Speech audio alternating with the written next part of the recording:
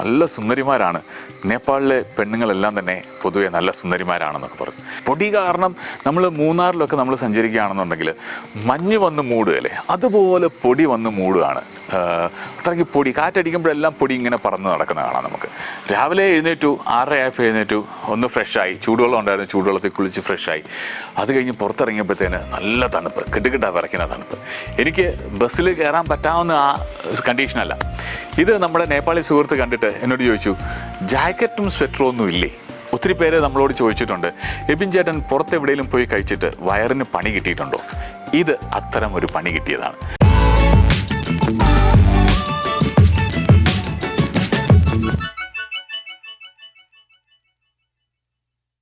നമസ്കാരം. തിങ്കളാഴ്ചയായി നല്ല കുറച്ച് ഓർമ്മകളും നല്ല കുറച്ച് കഥകളുമായിട്ട് ഞാൻ വീണ്ടും നിങ്ങളുടെ അടുത്തേക്ക് വന്നു. ഇപ്രാവശ്യം നേപ്പാൾ യാത്രയുടെ ഒരു കഥയാണ്. പക്ഷേ നേപ്പാളിലേക്ക് പോകാനുള്ള കാര്യം എങ്ങനെയാണ്, അങ്ങനെയുള്ള കാര്യങ്ങൾ, കുറേ കാര്യങ്ങൾ പറയാനുണ്ട്. അത് ഓരോന്നോരോന്നായിട്ട് നമുക്ക് അങ്ങോട്ട് പറഞ്ഞു തുടങ്ങാം അല്ലേ. കഴിഞ്ഞ പ്രാവശ്യം ഞാൻ കഥ പറഞ്ഞപ്പം കൽപ്പിതയെ കണ്ടുമുട്ടിയ കാര്യവും കൽപ്പിതയോട് ഞാൻ പ്രപ്പോസ് ചെയ്ത കാര്യവും ഒക്കെ പറഞ്ഞിരുന്നു. അപ്പോൾ കുറേ പേര് എന്നോട് ചോദിച്ചു, പ്രപ്പോസ് ചെയ്തോ വരെ പറഞ്ഞുള്ളൂ, വീട്ടിൽ അവതരിപ്പിച്ച കാര്യം പറഞ്ഞിട്ടില്ല. അതേപോലെ തന്നെ സോമാലിയക്ക് എന്തുകൊണ്ടാണ് പോയത്, സോമാലിയയിലെ കഥകളും കേൾക്കാൻ താല്പര്യമുണ്ടെന്ന് പറഞ്ഞു. ഇതൊക്കെ നമ്മൾ ഒരു നോവലായിട്ട് എഴുതുന്നുണ്ട്. അതുകൊണ്ട് നോവലിൽ വരുമ്പം കേൾക്കാനാണ് കുറച്ചുകൂടെ നല്ലത്. അതുകൊണ്ട് അതവിടെ നിൽക്കട്ടെ. ഞങ്ങൾ ഇതിൻ്റെ ഇടയ്ക്ക് നേപ്പാൾ ഒരു യാത്ര പോയി. ആ നേപ്പാൾ യാത്രയുടെ കാര്യമാണ് നമ്മൾ ഇപ്പോൾ സംസാരിക്കുന്നത്.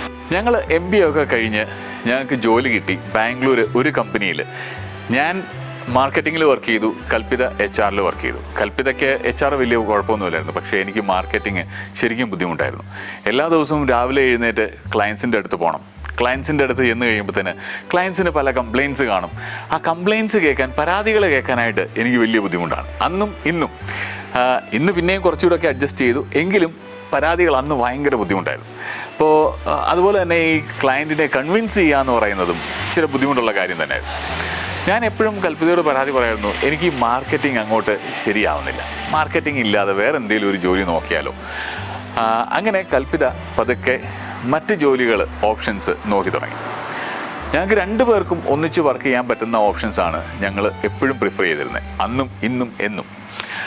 അതുകൊണ്ട് കൽപ്പിത ഇങ്ങനെ കുറേ ഓപ്ഷൻസൊക്കെ നോക്കിയപ്പോഴത്തേന് നേപ്പാളിൽ കാഠ്മണ്ഡുവിൽ ഒരു കമ്പനിയിൽ, ഒരു ഡെവലപ്മെൻറ്റ് ഏജൻസിയിൽ പ്രോഗ്രാം കോർഡിനേഷന് വേണ്ടിയിട്ടുള്ള ഓപ്ഷൻസ് ഉണ്ട്. ഞങ്ങൾക്ക് 2 പേർക്കും ജോയിൻ ചെയ്യാം. ഞങ്ങൾ ടെലിഫോണിക് ഇൻ്റർവ്യൂ ഒക്കെ അറ്റൻഡ് ചെയ്തു. പോസിറ്റീവായിട്ട് ഞങ്ങൾ 2 പേരെയും സെലക്ടിങ് ചെയ്തു. വളരെ സന്തോഷമായി. അങ്ങനെ ഞാൻ ബാംഗ്ലൂരിൽ നിന്ന് തിരിച്ച് കേരളത്തിലേക്കും കൽപ്പിത ബംഗാളിലേക്കും പോയി. കേരളത്തിൽ വന്ന് ഞാൻ കേരളത്തിൽ നിന്ന് കാഠ്മണ്ഡുവിലേക്കുള്ള യാത്രയും കൽപ്പിത ബംഗാളിൽ നിന്ന് അവളുടെ ആങ്ങളയുടെ കൂടെ യാത്രയും തിരിച്ചു. ഞാൻ ഗോരഖ്പൂർ എക്സ്പ്രസ്സിന് കൊച്ചിയിൽ നിന്നാണ് യാത്ര തിരിച്ചത്. കൊച്ചിയിൽ നിന്ന് ഗോരഖ്പൂരിലേക്ക് യാത്ര തുടർന്നു. അപ്പോൾ ഗോരഖ്പൂർ ചെന്നിട്ട് ബോർഡർ ക്രോസ് ചെയ്ത് നേപ്പാളിലേക്ക് ബൈ ബസ് ആണ് പോകുന്നത്. ഗോരഖ്പൂർ എക്സ്പ്രസ് എന്ന് പറയുന്നത് ഇന്ത്യയിലെ തന്നെ ഏറ്റവും ദൈർഘ്യമുള്ള ട്രെയിൻ യാത്രകളിൽ ഒന്നാണ്. ഏറ്റവും ദൈർഘ്യമുള്ളത് വിവേക് എക്സ്പ്രസ് ആണ്, കന്യാകുമാരിയിൽ നിന്ന് ദിബ്രുഗഡ് വരെ ആസാമിൽ. ഗോരഖ്പൂർ എക്സ്പ്രസ്സിനും നല്ല ദൈർഘ്യമുണ്ട്. എത്ര ദിവസം എടുത്തു എന്ന് എനിക്ക് ഓർമ്മയില്ല, എന്നാലും കുറേയേറെ ദിവസങ്ങളെടുത്തു, 3 ദിവസത്തിൽ കൂടുതലെടുത്തു. അപ്പോൾ കൊച്ചിയിൽ നിന്ന് ഞാൻ ഗോരഖ്പൂർ എക്സ്പ്രസ്സിൽ കയറി. എൻ്റെ കൂടെ ഒരു കത്തോലിക്ക പുരോഹിതനുണ്ടായിരുന്നു. അദ്ദേഹം മിഷണറി ആയിട്ട് ആസാമിലും അതേപോലെ തന്നെ മണിപ്പൂരിലും ഒക്കെ വർക്ക് ചെയ്തിട്ടുള്ളതാണ്. അപ്പോൾ അദ്ദേഹത്തിൻ്റെ കുറേ കഥകളുമൊക്കെ ഞാൻ കേട്ടു. അദ്ദേഹത്തിൻ്റെ അവിടുത്തെ ജീവിതങ്ങളെ കുറിച്ച് കേട്ടു. അന്ന് അദ്ദേഹം കഴിച്ചിരുന്ന അവിടുത്തെ രുചികളെക്കുറിച്ച് കേട്ടു, ആൾക്കാരെക്കുറിച്ച് കേട്ടു. വളരെ സന്തോഷമായിട്ട് അദ്ദേഹം ആന്ധ്രാപ്രദേശിൽ എവിടെയോ ഏതോ ഒരു സ്റ്റേഷനിൽ ഇറങ്ങി. അവിടെ നിന്ന് എൻ്റെ കൂടെ കൂട്ടിനുണ്ടായിരുന്നത് ഒരു റിട്ടയർഡ് കളക്ടറായിരുന്നു. അദ്ദേഹം UP കാരനാണ്. അദ്ദേഹത്തിന് ആദ്യത്തെ പോസ്റ്റിങ് ബീഹാറിലായിരുന്നു. അപ്പോൾ പുതിയ ചെരുപ്പൊക്കെ മേടിച്ച്, പുതിയ ഷൂസ്, അച്ഛൻ മേടിച്ച് കൊടുത്ത പുതിയ ഷൂസും ഒക്കെ ഇട്ടുകൊണ്ടാണ് അദ്ദേഹം ട്രെയിനിൽ സഞ്ചരിച്ചത്. അപ്പോൾ അച്ഛൻ വാങ്ങിയ ആ പുതിയ ഷൂസൊക്കെ സീറ്റിന് താഴെ വെച്ചിട്ട് കടന്നുറങ്ങി. അടുത്ത ദിവസം രാവിലെ ഇറങ്ങേണ്ട സ്റ്റേഷൻ എത്താറായപ്പം ഷൂസ് തപ്പിയപ്പോൾ ഷൂസ് കാണാനില്ല. അങ്ങനെ ഷൂസ് ഒന്നുമില്ലാതെ വെറും കാലോടുകൂടെ, ചെരുപ്പ് ഒന്നും ഇടാതെ ആണ് കളക്ടർ ആദ്യമായിട്ട് പോയി ജോയിൻ ചെയ്ത കഥ. അതുമൊക്കെ കേട്ട് ഞാൻ ഗോരഖ്പൂരിനോട് അടുത്തെത്തി. ഗോരഖ്പൂർ അടുത്തെത്താറായപ്പം കുറച്ച് യൂത്തന്മാർ ട്രെയിനിൽ കയറി. ഇവർക്ക് നല്ല എനർജിയാണ്, ചെറുപ്പത്തിൻ്റെ ആ സന്തോഷമൊക്കെ ഉണ്ട് അവർക്ക്. അപ്പോൾ അവരെന്നോട് ചോദിച്ചു, ഹിന്ദിയിലാണ് ചോദ്യം. എനിക്ക് ഹിന്ദി കുറേയൊക്കെ മനസ്സിലാവും, അത്ര ഫ്ലുവൻ്റ് ആയിട്ട് സംസാരിക്കാൻ അറിയില്ല, തട്ടിമുട്ടിയൊക്കെ സംസാരിക്കാം. അപ്പോൾ എങ്ങോട്ടാണ് യാത്ര എന്ന് ചോദിച്ചു. ഞാൻ പറഞ്ഞു നേപ്പാളിലേക്കാണ്, ഇന്ന പോലെ ജോലി കിട്ടി, കാഠ്മണ്ഡുവിലാണ് ജോലി ചെയ്യാൻ പോകുന്നത് എന്നൊക്കെ പറഞ്ഞു. അപ്പോൾ അവർ പറഞ്ഞു കാഠ്മണ്ഡുവിലേക്കാണ്, നേപ്പാളിലേക്കാണെന്നുണ്ടെങ്കിൽ നല്ല സുന്ദരിമാരാണ്, നേപ്പാളിലെ പെണ്ണുങ്ങളെല്ലാം തന്നെ പൊതുവെ നല്ല സുന്ദരിമാരാണെന്നൊക്കെ പറഞ്ഞു. അപ്പോൾ സ്വതവേ ഒരു ആൺകുട്ടിയുടെ മനസ്സിലുണ്ടാകുന്ന ഒരു സന്തോഷമുണ്ടല്ലോ, ആ സന്തോഷമൊക്കെ ആയിട്ട് ഞാൻ ഗോരഖ്പൂരിൽ പോയി ഇറങ്ങി.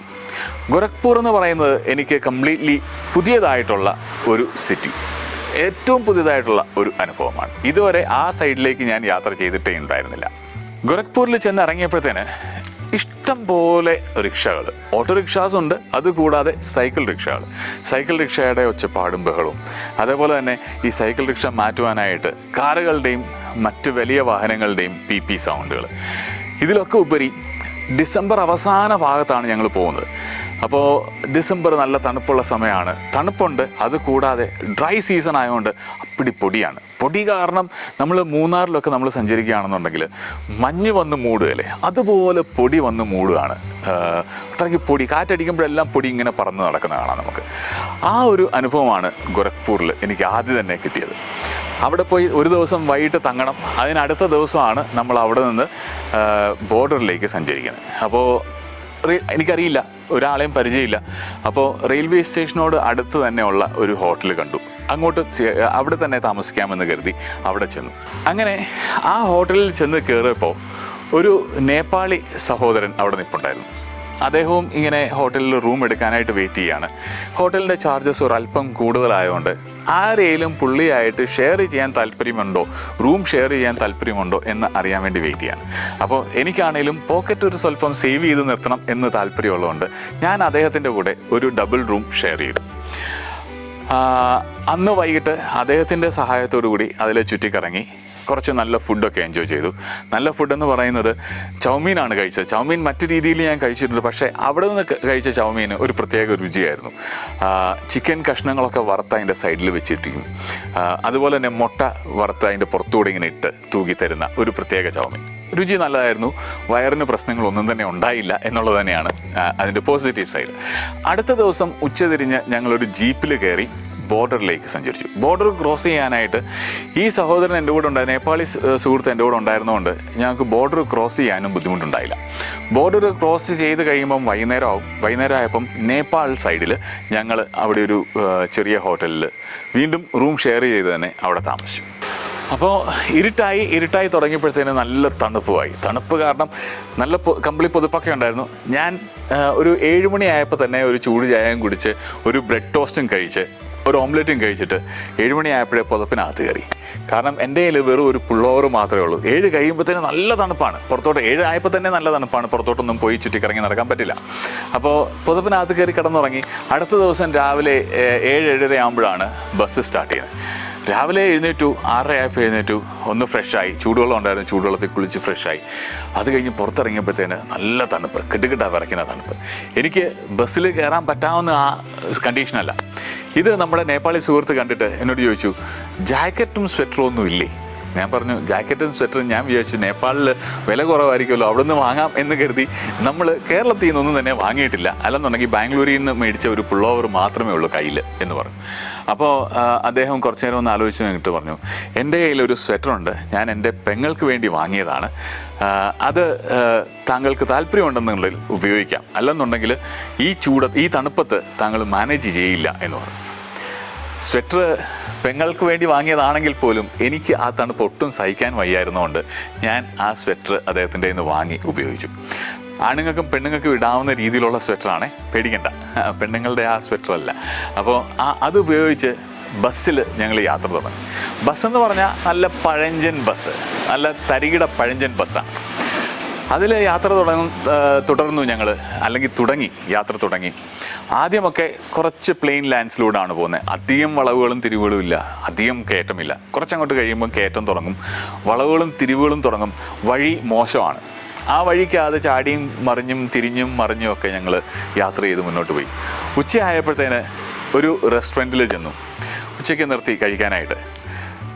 ഒരു സാധാരണ റെസ്റ്റോറൻറ്റ്, മിക്കവാറും ഈ ബസ്സുകാർ നിർത്തുന്ന റെസ്റ്റോറൻ്റാണത്. അവിടെ ചെന്ന് ചിക്കനോ ഫിഷോ ഒക്കെ കഴിക്കേണ്ടവർക്ക് അതുണ്ട്, ഏതായാലും എനിക്ക് നോൺ വെജ് കഴിക്കാനായിട്ട് വലിയ താല്പര്യമില്ലായിരുന്നു, എനിക്ക് പേടിയായിരുന്നു. അതുകൊണ്ട് വെജിറ്റേറിയൻ എന്നുള്ള ഒരു ഓപ്ഷനിൽ ഞാൻ നിന്നു. അതിനകത്ത് ചോറ്, അധികം നന്നായിട്ട് വേകാത്ത ചോറ്, അതിൻ്റെ കൂടെ കഴിക്കാനായിട്ട് പരിപ്പ് കറി. പരിപ്പ് കറി എന്ന് പറയുമ്പോഴത്തേക്കും നമ്മുടെ ആ തേങ്ങാപ്പീരൊക്കെ ചേർത്തുണ്ടാക്കി മുളകൊക്കെ ഇട്ട് നല്ല കടുക് പൊട്ടിച്ച പരിപ്പ് കറി ഒന്നും മനസ്സിൽ ആലോചിക്കരുത്. ഇത് കഞ്ഞിവെള്ളത്തിൽ ഒരു 3-4 പരിപ്പിട്ട പോലെ നീണ്ടു കിടക്കുന്ന ഒരു പരിപ്പ് കറി. അത് ചോറിനകത്തോട്ട് ഇങ്ങനെ ഒരു തൊട്ടിക്കകത്ത് കോരിക്കൊണ്ട് വരും, അതിനകത്തൊന്ന് കോരി അങ്ങോട്ട് ഒഴിക്കും. അതിങ്ങനെ ഒരു സൈഡിൽ കൂടി ഇങ്ങനെ ഒലിച്ചിങ്ങനെ താഴോട്ട് പോരുന്ന പോലെ ഇങ്ങനെ കിടക്കും. അത് കൂടാതെ ഒരു സ്വല്പം ഉരുളക്കിഴങ്ങ് ചീകിയിട്ട്, വളരെ ചെറുതായിട്ട് ചീകിയിട്ട് വറുത്തെടുത്തിരിക്കുന്ന ഉരുളക്കിഴങ്ങ് കഴിക്കാൻ ഒരു രുചിയുണ്ടായിരുന്നു. അതിൻ്റെ കൂടെ ഇലകളെല്ലാം കൂടെ എനിക്ക് തോന്നുന്നത് സ്പിനാച്ചൊക്കെ കൂടി ഒന്ന് എണ്ണയിൽ വറുത്തെടുത്ത് ഒരു സ്വല്പം ഉപ്പും കൂടെ വെച്ച് അതിൻ്റെ സൈഡിൽ വെച്ചിട്ടുണ്ട്. ഇത്രയേ ഉള്ളൂ. എരിവോ പുളിവോ നമ്മുടെ രീതിയിലല്ല. ഇന്നത്തെ കാലത്താണെന്നുണ്ടെങ്കിൽ ഞാൻ അതൊക്കെ എങ്ങനെയുമൊക്കെ അഡ്ജസ്റ്റ് ചെയ്ത് കഴിഞ്ഞാൽ, അത് ആദ്യമായിട്ട് നമ്മൾ ഇത്രയും പുറത്തൊക്കെ പോയി കഴിക്കുന്നത് എനിക്ക് അത്രയ്ക്ക് അങ്ങോട്ട് അഡ്ജസ്റ്റ് ചെയ്യാൻ പറ്റിയില്ല, അതിൻ്റെ രുചിയെ അഡ്ജസ്റ്റ് ചെയ്യാൻ പറ്റിയില്ല. ഒത്തിരി പേര് നമ്മളോട് ചോദിച്ചിട്ടുണ്ട്, എബിൻ ചേട്ടൻ പുറത്തെവിടെയെങ്കിലും പോയി കഴിച്ചിട്ട് വയറിന് പണി കിട്ടിയിട്ടുണ്ടോ? ഇത് അത്തരം ഒരു പണി കിട്ടിയതാണ്. ശരിക്കും ഇത് കഴിച്ചിട്ട് ഞാൻ ബസ്സിൽ വന്നിരുന്നു, ബസ് വീണ്ടും യാത്ര തുടർന്നു. കയറ്റം, വളവുകൾ ഇതെല്ലാം ഉണ്ട്. സൈഡിൽ നല്ല സുന്ദരമായ പുഴയും. നല്ല സുന്ദരമായ പുഴയെന്ന് അങ്ങനെ ജസ്റ്റ് അങ്ങ് പറഞ്ഞ് പോയാൽ പോരാ, വളരെ സുന്ദരമായ പുഴ, ക്രിസ്റ്റൽ ക്ലിയർ ആയിട്ട് ഒഴുകുന്ന പുഴ, നല്ല നീല കളറിൽ നല്ല വളഞ്ഞ് പൊളഞ്ഞൊഴുകുന്നു. അതിൻ്റെ സൈഡിലാണെന്നുണ്ടെങ്കിൽ പഞ്ചസാര പോലെ വെളുത്ത മണൽത്തരികൾ. ആ സമയത്ത് അവിടെ ഒന്ന് ഇറങ്ങി കുളിക്കണമെന്ന് തോന്നിപ്പോകും നമുക്ക്. പക്ഷേ ബസ്സുകാർക്ക് അതിനൊന്നും സമയമില്ലല്ലോ. ബസ് ഇങ്ങനെ പോയിക്കൊണ്ടിരുന്നു. കുറച്ച് കഴിഞ്ഞപ്പം എൻ്റെ വയറിൽ പണി കിട്ടി. എനിക്ക് ശരിക്കും ടോയ്ലറ്റിൽ പോകണം. ഞാൻ വീണ്ടും നേപ്പാളി സുഹൃത്തിൻ്റെ ആശ്രയം തേടി. അദ്ദേഹത്തിനോട് പറഞ്ഞു, ബസ്സുകാരോട് പറയണം എങ്ങനെയും ഒന്ന് നിർത്തി തരണം, അല്ലെങ്കിൽ ഞാൻ പ്രശ്നം ഉണ്ടാക്കുമെന്ന് പറഞ്ഞു. അപ്പം പുള്ളിക്കാരൻ പോയി കണ്ടക്ടറോട് പറഞ്ഞു. അവർ എവിടെയോ ഒന്ന് നിർത്തി. അവിടെ ഒരു വീട്ടിൽ പോയി, പബ്ലിക് ടോയ്ലറ്റ്സ് ഒന്നുമില്ല ഇടയ്ക്ക്. അപ്പോൾ അവിടെ ഒരു വീട്ടിൽ പോയി ഈ നേപ്പാളി സുഹൃത്ത് നേപ്പാളി ഭാഷയിൽ തന്നെ റിക്വസ്റ്റ് ചെയ്ത് എനിക്ക് അവരുടെ ടോയ്ലറ്റ് ഉപയോഗിക്കാൻ ഒരു ചാൻസ് കിട്ടി. അങ്ങനെ ടോയ്ലറ്റൊക്കെ ഉപയോഗിച്ച് തിരിച്ച് വണ്ടിയിൽ വന്ന് വീണ്ടും യാത്ര തുടർന്നു. യാത്ര കുറച്ചുകൂടെ അങ്ങോട്ട് കഴിഞ്ഞപ്പോഴത്തേന് ഞാനും നേപ്പാളി സുഹൃത്തും കൂടെ ഇരിക്കുന്ന ആ സീറ്റിൻ്റെ ബാക്ക് റെസ്റ്റ് ഒടിഞ്ഞിട്ട് പുറയിലൊരു ജർമ്മൻ കപ്പിളായിരുന്നു, അവരുടെ മടിയിൽ ബാക്ക് റെസ്റ്റും ഞാനും. അങ്ങനെ ഈ ജർമ്മൻ കപ്പിൾ ഞാനായിരുന്നുണ്ടെങ്കിൽ ഇടി തന്നേനെ. പക്ഷേ അതിപ്പോൾ എൻ്റെ കുറ്റം കൊണ്ടല്ലല്ലോ അത് ഒടിഞ്ഞു പോയത്. വെയിറ്റ് ഉണ്ടാകും, എനിക്ക് ഇത്രയും വെയിറ്റ് ഒന്നുമില്ല, അന്ന് ഞാൻ തീർത്തും മെലിഞ്ഞൊരു വ്യക്തിയാണ്. പക്ഷേ അത്രയ്ക്ക് പഴകിയതായിരുന്നു ബസ്സിൻ്റെ ആ സീറ്റുകൾ. ഈ ജർമ്മൻ കപ്പിൾ കുറച്ചു നേരം ഈ ബാക്ക് റെസ്റ്റ് ഒക്കെ പിടിച്ചുകൊണ്ടിരുന്നു. ഞാൻ ബാക്ക് റെസ്റ്റ് ഉപയോഗിക്കാതെ കുനിഞ്ഞിരുന്നു. ഞാനും സുഹൃത്തും, നേപ്പാളി സുഹൃത്തും ഇങ്ങനെ മുന്നോട്ട് കുനിഞ്ഞിരുന്നു. കുറേ കഴിഞ്ഞ് ഇവരൊന്ന് കെട്ടിവെക്കാനോ കണ്ടക്ടറോ ഡ്രൈവറോ അതിനൊന്നും മെനക്കെടുന്നു പോലുമില്ല. അവർ യാത്ര തുടരുന്നു. ഇവിടെ എന്തോ സംഭവിച്ചോ, അവിടെ എന്തൊക്കെയോ നടക്കുന്നു എന്നുള്ള രീതിയിൽ അവർ യാത്ര തുടർന്നു. കുറച്ചുകൂടെ അങ്ങോട്ട് ദൂരം കഴിഞ്ഞപ്പോഴത്തേന് ഈ പുഴയുടെ സൈഡിൽ തന്നെ ഒരു പുഴയെക്കാളിലും ഉയരത്തിൽ നല്ലൊരു ചെറിയൊരു ചായക്കട. അവിടെ നിർത്തി, വണ്ടി നിർത്തി, ചായ, കട്ടൻ ചായയിൽ നാരങ്ങ പിഴിഞ്ഞ് ഞാൻ കഴിച്ചു. നമ്മുടെ വയറിനൊരു ശാന്തി കിട്ടണമല്ലോ. അങ്ങനെ ഞാനത് കഴിച്ചു. അപ്പോൾ ഈ ഡ്രൈവറും കണ്ടക്ടറുടെ ഒരു കോലും ഒക്കെ വെച്ച് പുറയിലെ ബാക്ക് റെസ്റ്റ് ഒന്ന് വെച്ച് കിട്ടി. എന്നാലും ഞങ്ങളോട് അതിൽ ചാരണ്ടാന്ന് പറഞ്ഞു. ചാരി കഴിഞ്ഞാൽ ആ കോല് ഓടിയും. അതുകൊണ്ട് ഞങ്ങൾ ചാരിയില്ല. ബാക്ക് റെസ്റ്റ് ജർമ്മൻ കപ്പലിൻ്റെ കയ്യിൽ നിന്ന് ഒന്ന് രക്ഷപ്പെടുത്തി കൊടുത്തു. ഞങ്ങൾ വീണ്ടും യാത്ര തുടർന്നു. യാത്ര ഇങ്ങനെ തുടരുമ്പോൾ നമുക്ക് മനകാമന ക്ഷേത്രം എനിക്കും കൽപ്പിതയ്ക്കും പോകണമെന്ന് ആഗ്രഹമുണ്ടായിരുന്ന ഒരു സ്ഥലമാണ്. നല്ല സുന്ദരമായ ഒരു മലയുടെ മുകളിൽ നമുക്ക് കാണാം, അങ്ങോട്ട് പോകുന്ന വഴി കാണാം. അപ്പോൾ അതിൻ്റെ സൈഡിൽ കൂടെയാണ് നമ്മൾ പോരുന്നത്. ഇനി ഈ നേപ്പാൾ പോകാൻ ഞങ്ങൾ ശരിക്കും പറഞ്ഞാൽ ഈ മെയ്യിൽ നേപ്പാൾ പോകണമെന്നൊക്കെ ആഗ്രഹിച്ചിരുന്നതാണ്. പക്ഷെ നടന്നില്ല, കൊറോണ വന്നു. ഇനി കൊറോണയൊക്കെ മാറിക്കഴിഞ്ഞ് എപ്പോഴേലും നമ്മൾ നേപ്പാളിൽ പോവുകയാണെന്നുണ്ടെങ്കിൽ മനകാമന ക്ഷേത്രത്തിൽ പോയി അതിൻ്റെ കാഴ്ചകളൊക്കെ നമുക്ക് കാണാം. ഏതായാലും ഞങ്ങൾ യാത്ര തുടർന്ന് കാഠ്മണ്ഡുവിലെത്തിയപ്പം ഏകദേശം 6 മണിയായി. ഈ നേപ്പാളി സുഹൃത്തിൻ്റെ ജാക്കറ്റ് കിട്ടിയില്ലായിരുന്നുണ്ടെങ്കിൽ ഞാൻ ശരിക്കും തണുത്ത് വിറച്ച് അതിനകത്ത് ഐസായി പോയാൻ. അതുപോലെ തണുപ്പായി. കാഠ്മണ്ഡുവിലെത്തിയപ്പോഴും പൊടിക്ക് യാതൊരു കുറവുമില്ല. കാരണം കാഠ്മണ്ഡു ആണെങ്കിൽ പോലും ഡ്രൈ ആണ്. ഈ വിൻ്ററിൻ്റെ സമയത്ത് പൊടികൾ, ചെറിയൊരു വണ്ടി പോയാൽ പോലും പൊടി അടിച്ചിങ്ങനെ കയറും. അപ്പോൾ കാഠ്മണ്ഡുവിൽ ബസ് സ്റ്റാൻഡിൽ നിന്ന് അവിടെ ഓട്ടോറിക്ഷ ഉണ്ട്. ഓട്ടോറിക്ഷ പിടിച്ച് ഞങ്ങളുടെ ഓഫീസിൽ ഇദ്ദേഹം എൻ്റെ കൂടെ വന്നു. ഓഫീസിൽ വന്ന് ഓഫീസിലെ ഫോർമാലിറ്റീസ് എല്ലാം ചെയ്ത് കഴിഞ്ഞ് ഓഫീസുകാർ എനിക്ക് ആദ്യത്തെ ഒരാഴ്ചത്തേക്കിനെ ഒരു ഹോട്ടൽ എടുത്തിട്ടുണ്ടായിരുന്നു. ആ ഒരാഴ്ച ആ ഹോട്ടലിൽ താമസിച്ചതിന് ശേഷം ഹോസ്റ്റലിലേക്ക് മാറുകയാണ്. ആണുങ്ങൾക്ക് വേണ്ടി ഒരു ഹോസ്റ്റൽ, പെണ്ണുങ്ങൾക്ക് വേണ്ടി വേറൊരു ഹോസ്റ്റൽ, ആ രീതിയിലാണ്. അപ്പോൾ ആ ഹോട്ടലിൽ വരെ ഈ നേപ്പാളി സുഹൃത്ത് എന്നെ കൊണ്ടുവിട്ടു. ഹോട്ടലിൽ ചെന്നിട്ട് ഞാൻ ഈ സ്വെറ്റർ എങ്ങനെയാണ് എവിടെ വെച്ചാണ് തരേണ്ടത് എന്നൊക്കെ ഞാൻ ചോദിച്ചു. പറഞ്ഞു സ്വെറ്റർ ഒന്നും തരണ്ട, അത് താങ്കൾ ഉപയോഗിച്ചോ, ഈ തണുപ്പത്ത് താങ്കൾക്ക് എന്തായാലും ഉപകാരപ്പെടുമെന്ന്. കൽപ്പിതയെ ഞാൻ അന്നേരം കാണുന്നില്ല. കൽപ്പിതയെ കാണുന്നത് കൽപ്പിത ഞങ്ങൾ ചെല്ലുന്നതിന് മുമ്പ് തന്നെ ഒരു 11 മണിയൊക്കെ ആയപ്പോഴത്തേന് കൽപ്പിത കാഠ്മണ്ഡുവിൽ ചെന്നു, ഓഫീസിൽ പോയി ജോയിൻ ചെയ്തു, തിരിച്ച് അവരുടെ കൽപ്പിത ഹോസ്റ്റലിൽ തന്നെ നിന്നു. അടുത്ത ദിവസം രാവിലെ ഞാൻ കൽപ്പിതയെ ഓഫീസിൽ കാണുന്നു. ഞങ്ങൾ ഫ്രണ്ട്സിനെ പോലെ സംസാരിക്കുകയൊക്കെ ഉണ്ടായി. 2 ദിവസം ഞാൻ ചെല്ലുന്നത് ബുധനാഴ്ചയാണ്. വ്യാഴം വെള്ളി ദിവസങ്ങളിൽ ഞങ്ങൾ വർക്ക് ചെയ്തു. ശനിയാഴ്ച പബ്ലിക് ഹോളിഡേ ആണ്. അപ്പോൾ ശനിയാഴ്ചയാണ് ഞങ്ങൾ ആദ്യമായിട്ട് കാഠ്മണ്ഡുവിൽ ഒന്ന് പുറത്തു പോകാനായിട്ട് പറ്റിയത്. കാഠ്മണ്ഡുവിൽ തന്നെ ഇഷ്ടംപോലെ കാര്യങ്ങളുണ്ട് കാണാനായിട്ട് കേട്ടോ. കാഠ്മണ്ഡുവിനോട് ചുറ്റുവട്ടത്തുമൊക്കെ ആയിട്ട് ഒത്തിരി കാര്യങ്ങളുണ്ട് കാണുവാനായിട്ടും. ഒത്തിരി ചരിത്രപ്രധാനമായ കാര്യങ്ങളുണ്ട്, നല്ല സുന്ദരമായ സ്ഥലങ്ങളുണ്ട്. അപ്പോൾ കാഠ്മണ്ഡുവിൽ ഞങ്ങൾ ആദ്യം പോകുന്നത് ഹനുമാൻ ധോക്ക എന്ന് പറഞ്ഞ സ്ഥലത്തേക്കാണ്. ഞാൻ ഈ നമ്മുടെ ഓഫീസിലുള്ള സുഹൃത്തുക്കൾ പറഞ്ഞാണ് ഹനുമാൻ ധോക്ക. പക്ഷേ ഈ ഹനുമാൻ ധോക്കയെന്ന് എൻ്റെ മനസ്സിൽ നിൽക്കില്ലായിരുന്നു. എപ്പോഴും ഞാൻ പറയുമ്പോൾ ഹനുമാൻ ധോക്ലയെന്നായിപ്പോകും. ധോക്ല എന്ന് പറയുന്നത് ഒരു ഗുജറാത്തി ഫുഡാണ്. അപ്പോൾ കൽപ്പിത അന്ന് തന്നെ എന്നെ കളിയാക്കുമായിരുന്നു, എന്ത് പറഞ്ഞാലും ആഹാരം മാത്രമേ എൻ്റെ മനസ്സിൽ നിൽക്കുകയുള്ളൂ എന്ന്.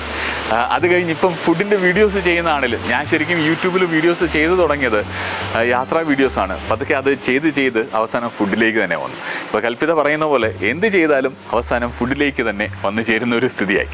അപ്പോൾ ഹനുമാൻ ധോക്കയുടെ കഥകളും അതിനുശേഷം നേപ്പാളിൽ കാഠ്മണ്ഡുവിൽ ചുറ്റിക്കറങ്ങിയ കഥകളും കാഠ്മണ്ഡുവിന് പുറത്ത് ഞങ്ങൾ നേരിട്ട കാര്യങ്ങളും ഒക്കെ ആയിട്ട്. പിന്നെ ഞാൻ പറഞ്ഞല്ലോ, ട്രെയിനിൽ വെച്ച് സുഹൃത്തുക്കൾ പറഞ്ഞിരുന്നു, ട്രെയിനിൽ വെച്ച് ഗോരഖ്പൂർ യൂത്തന്മാർ പറഞ്ഞിരുന്നു നേപ്പാളിൽ ഇഷ്ടം പോലെ സുന്ദരിമാരാണ്. ശരിക്കും നേപ്പാളിൽ ചെന്ന സുന്ദരിമാരും സുന്ദരന്മാരും നല്ല മനസ്സുള്ള മനുഷ്യരുമാണ്. സിമ്പിളാണ്. ആൾക്കാർ നമ്മൾ ഇന്ത്യയിൽ മാത്രമല്ല, ഇന്ത്യക്ക് പുറത്താണെങ്കിലും ഇന്ത്യക്ക് പുറത്തും നമ്മളെല്ലാ മനുഷ്യരും വളരെ സിമ്പിളായിട്ടുള്ള ആൾക്കാരാണ്. നമ്മളെങ്ങനെ അവരോട് ഇടപെടുന്നോ, നമ്മൾ കുരുട്ടുബുദ്ധി കാണിക്കാതിരിക്കുക, നമ്മൾ അവരെ ഉപദ്രവിക്കാതിരിക്കുക, നമ്മൾ അവരോട് ചിരിച്ച് സന്തോഷമായിട്ട് സംസാരിക്കുക, അവരും അതേപോലെ തന്നെ സ്നേഹത്തോടു കൂടി നമ്മളോട് സംസാരിക്കും. ഇതേ രീതി തന്നെയാണ് നേപ്പാളിലും ആഫ്രിക്കയിലും ഒക്കെ എനിക്ക് അനുഭവം ഉണ്ടായിട്ടുള്ളത്. അത് എൻ്റെ അനുഭവം.